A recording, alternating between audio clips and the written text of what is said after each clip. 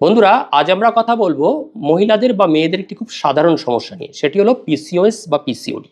ঘরে ঘরে দেখবেন এখন এই সমস্যা। তবে পিসিওএস যে কথাটি আজকে আমরা বলবো সেটি একটু অন্যরকম। কিরকম?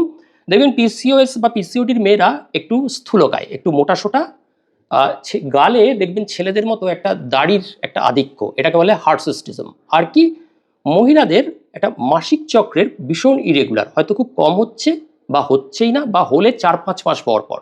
পিসিওএস এর এটাই কিন্তু সাধারণ লক্ষণ। কিন্তু আমরা এখন একরকম পিসিওএস পাচ্ছি যাতে মহিলারা বা মেয়েরা খুব একটা মোটাসোটা না, বেশ লিন থিন, মানে প্রথমেই যে আমরা ধরে নিই যে ওজন খুব ভারী, ভারী কি চেহারা থাকবে সেরকম কিন্তু না। তাদের ওজন একদম স্বাভাবিক বা খুব রোগাটে গড়নের তারা, তবুও তারা পিসিওএসে ভুগছেন। এই টাইপের পিসিওএসকে আমরা বলছি লিন পিসিওএস। এই ধরনের পিসিওএস এর চ্যালেঞ্জটা একটু ভিন্ন, কারণ এখানে ওজন কমানো মূল লক্ষ্য নয়। আমরা যেমন ফ্যাটি পিসিওএসে বলি যে ওজন কমান, ডায়েট কন্ট্রোল করুন, ব্যায়াম করুন, এক্ষেত্রে বরং হরমোনাল ব্যালেন্স ধরে রাখা ও ইনসুলিন সেন্সিটিভিটি ঠিক রাখাই প্রধান উদ্দেশ্য।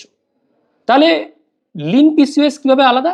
লিন পিসিওএস এর সাধারণত, আবার বললাম, বিএমআই স্বাভাবিক থাকে কিন্তু শরীরে ইনসুলিন রেজিস্ট্যান্ট থাকে।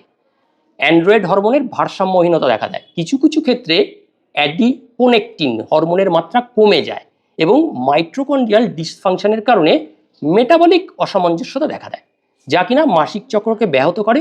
এর ফলে যে পিসিওএসের সাধারণ লক্ষণগুলো, একনে, চুল ঝরে যাওয়া, এমনকি ওভলিউশনের সমস্যা থেকে পরবর্তীকালে বার্ধক্যও হতে পারে। এর অন্যতম ট্রেট হলো স্থূলতা না থাকলেও এদের মধ্যে লিপিড প্রোফাইলের তারতম্য।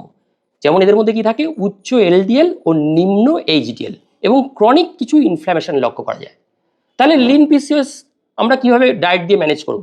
এদের ডায়েট হবে হাই ফাইবার, শাকসবজি, brown rice, lentils, quinoa, oats, যেগুলো শর্করা নিয়ন্ত্রণ করতে সাহায্য করবে। আর কি খেতে হবে? লো গ্লাইসেমিক ফুড, যেমন মিষ্টি আলু, ব্রাউন রাইস, হোল গ্রেন, বেরি, ইনসুলিন রিলিজটা এটা নিয়ন্ত্রণে রাখবে। এরা লিন প্রোটিন খাবেন, মাছ, মাংস, ডিম, টোফু, গ্রিক ইয়োগurt, যেগুলো গ্লুকোজ মেটাবলিজমটা ঠিকঠাক রাখবে এবং পেশির শক্তি উন্নত করবে।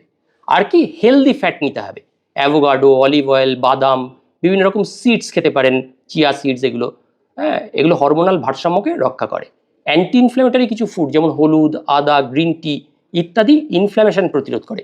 এছাড়া শরীরে ভিটামিন ডি, ম্যাগনেসিয়াম ও ইনোসিটল, এটা আমরা খুব দিই পিসিওসে, একরকম কার্বোহাইড্রেট, শর্করা, প্রয়োজনে সাপ্লিমেন্ট হিসেবে গ্রহণ করা যেতে পারে, অবশ্যই ডাক্তারের পরামর্শ অনুযায়ী। আর অবশ্যই সুগারি বা processed food, refined carbohydrate, dairy, এগুলো কিন্তু